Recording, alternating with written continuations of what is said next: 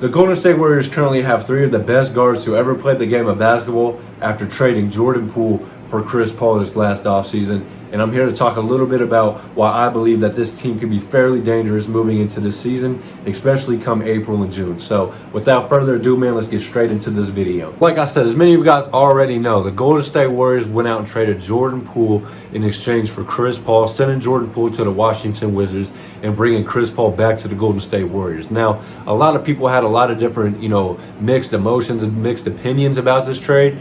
Not necessarily so much on the Jordan Poole side. A lot of people already know he's probably about to go over there and average like 20, 25 points because there's really no one on that team that's capable of being the primary scorer anymore. And now that Bradley Beal has been traded to the Phoenix Suns, and you also have Kristaps Porzingis being traded to the Boston Celtics. You know what I'm saying? Now, obviously, Kuzma did get his extension, so that's someone that Jordan Poole is going to have to kind of compete with when it comes to, being the primary scorer. But like I said, as many people already know, Jordan Poole isn't really like the main talk of the trade. It's mainly talking about Chris Paul and what's he going to do for this Golden State Warriors team. Which, if you do ask me, I do think there is a lot of things Chris Paul can provide for this Golden State Warriors team, because obviously if you look at Klay Thompson and Steph Curry, two of the best three-point shooters of all time, and you throw a guy like Chris Paul into the mix, I mean, I can only imagine the wide open shots, the wide open looks they're going to get from the three-point range, especially from like the top of the key and like the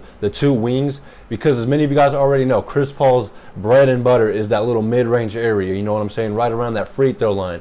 So if they can get Chris Paul into, decent positions to the point where either he's going to be getting wide open mid-range shots, from around the free throw range, or he's going to be creating wide open shots for the other teammates such as Steph Curry and Klay Thompson.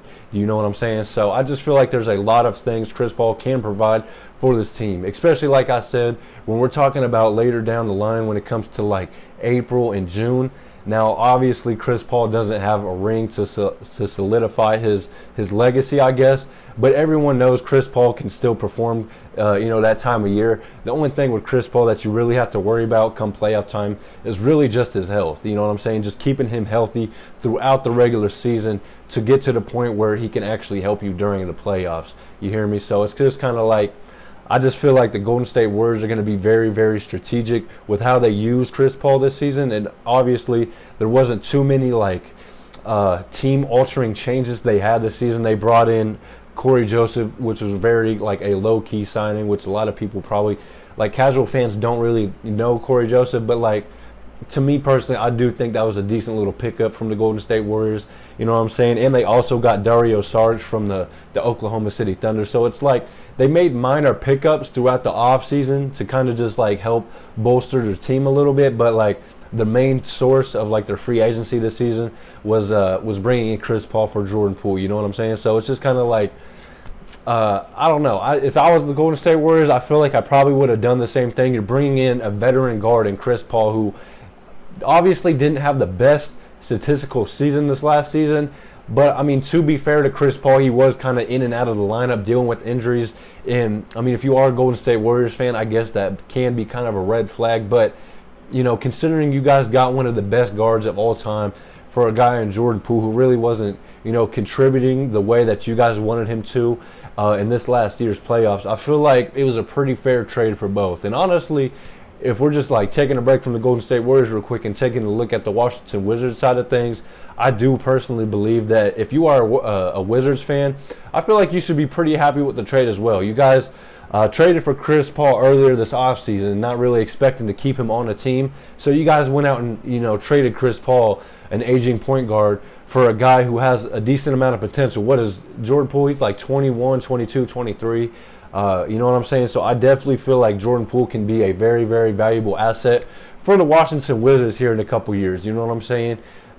Because let's not forget, man, he really did just help the Golden State Warriors win a championship back in 2022. So I feel like it'd be kind of foolish to kind of just sweep that under the rug and act like Jordan Poole is a bum after one kind of horrendous postseason. Like, that's not really fair to do to a undrafted player, if you ask me personally. So I am excited about this trade for both sides, the Washington Wizards and the Golden State Warriors, but specifically the Golden State Warriors because, like I said, man, you have three of the best guards of all time, and although they are coming to, their final years, I still think that they all three have something to prove, and it is very weird seeing Chris Paul and Steph Curry on the same team, but I feel like, man, with those guys' IQ, I just feel like you can't really do much wrong with having those two guys on the same team, and you go ahead and throw a guy in like Draymond Green who knows how to play his role to a T, and a guy like Klay Thompson who's just one of the best in catch and shooters of all time. You know what I'm saying? So you add,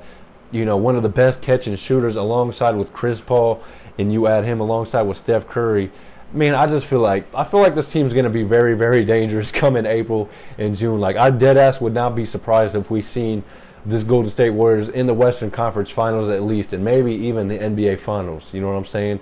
Now, that may be kind of a reach, but I just feel like this team has, some, and it's not really all about talent to me, but it's about IQ. You know what I'm saying? As many of you guys already know as basketball fans, that's really the number one thing you want come April and June, man. There's some players that know what they're doing, because we've already seen teams with so much talent over the past couple years. You know what I'm saying? That Brooklyn Nets team with KD, Kyrie, James Harden, although they did get hurt. But then even last year with the Phoenix Suns team, you had Chris Paul, DeAndre Ayton, Kevin Durant, Devin Booker all on the same team. I just feel like when it comes to the April and June time of year, man, that's really when you want to have some of the smartest players on your team. And I feel like that's exactly what Chris Paul is for this Golden State.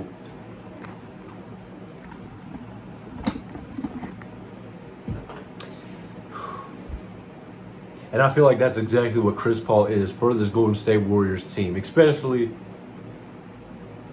And I feel like that's exactly what Chris Paul is for this Golden State Warriors team, because I bet if you ask a lot of Golden State Warriors fans, they would much rather have, an older veteran point guard or just guard in general than having someone like Jordan Poole during the postseason, who is very talented. I love Jordan Poole, but I will say he is a very sporadic player. There's really no in-between with a player like Jordan Poole. He's either going 2 of 15 or he's going to go 7 of 11 with 25 points, something like that. You know what I'm saying? So it's just kind of like, I'd kind of rather have the player I know what I'm going to get from him when it comes to the April and June time of year, instead of having someone like Jordan Poole who can give me 30 points one game out of a 7-game series. You know what I'm saying? So it's just kind of like, I get where the Golden State Warriors fans are coming from, and that's exactly why, I'm kind of agreeing with this move. Although I do feel like, obviously, Jordan Poole does have a high ceiling over there in Washington. I just feel like if we're talking about right now in 2023, I feel like this was probably one of the better moves that the Golden State Warriors could have made, considering who they could have got. You know what I'm saying? So I guess we're just going to have to see. But I really do believe Chris Paul is just going to come in alongside two of the best shooters and just play his role to a T.